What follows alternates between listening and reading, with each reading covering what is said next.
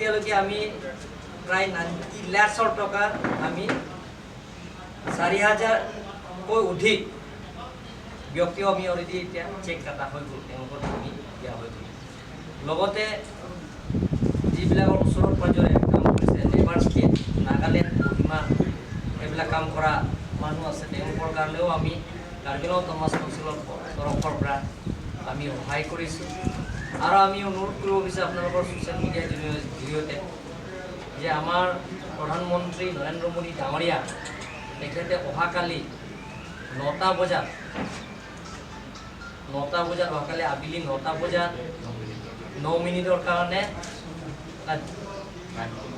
Light off কৰি পেলাই চাকি জ্বলাই বা মম জ্বলাই বা কেণ্ডেল হ'লে হ'ব বা যিকোনো এটা জ্বলাই পেলাই, কিন্তু কাৰেণ্ট নহয়, এইটো আমি প্ৰাৰ্থনা কৰিব লাগে যাতে কাৰ্বি আংলং লগতে অসম লগতে ভাৰত যাতে সেই কৰোনা ভাইৰাছৰ পৰা যাতে মুক্ত পায়, তাৰ কাৰণে আমি প্ৰাৰ্থনা কৰিব লাগে, তপস্যা কৰিব লাগে। সেই নৰেন্দ্ৰ মোদীয়ে যিটো এপিল কৰিছে, যিটো অনুৰোধ কৰিছে, সেইটো আমি যিমানখিনি কাৰ্বি আংলঙৰ বাসিন্দা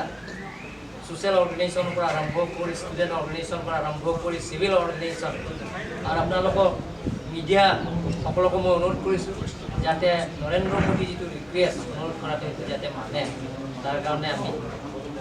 কাৰ্বি আংলং অট'নমাছ কাউন্সিল হৈ সকলো ৰাইজক আমি অনুৰোধ কৰিছোঁ। আৰু আগন্তুক দিনত কাৰ্বি আংলঙৰ 26টা সমষ্টিত আমি অসম চৰকাৰ আৰু ভাৰত চৰকাৰৰ লগত কাৰ্বি আংলং অট'নমাছ কাউন্সিলৰ লগত যোগাযোগ কৰি যিমানখিনি পৰিয়ালৰ আমি যিবিলাকৰ BPL ফেমিলি আছে তেওঁলোকৰ কাৰণে আমি চাউল 5 কেজি দিয়া হৈ গ'ল। আৰু যিবিলাকৰ পোৱা নাই, BPL কাৰ্ড নাই, তেওঁলোকৰ কাৰণে আমি কাৰ্বি আংলং অট'নমাছ কাউন্সিল আৰু অসম চৰকাৰৰ লগত আলাপ আলোচনা কৰি আমি এইকেইদিন ভিতৰত সেইটো ব্যৱস্থা কৰিবৰ কাৰণে আমি সিদ্ধান্ত লৈছোঁ। গতিকে মই আপোনালোকৰ মিডিয়াৰ জৰিয়তে মই অনুৰোধ কৰিব বিচাৰিছোঁ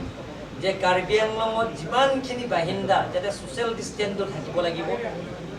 যিটো আপোনালোকে ইয়াত ছ'চিয়েল ডিষ্টেঞ্চ নাই, এতিয়া মিডিয়াবিলাকে সেইটো ছ'চিয়েল ডিষ্টেঞ্চটো ৰখাটো ভাল। এতিয়ালৈকে কাৰ্বি আংলঙত টোটেল নাম্বাৰছ হৈছে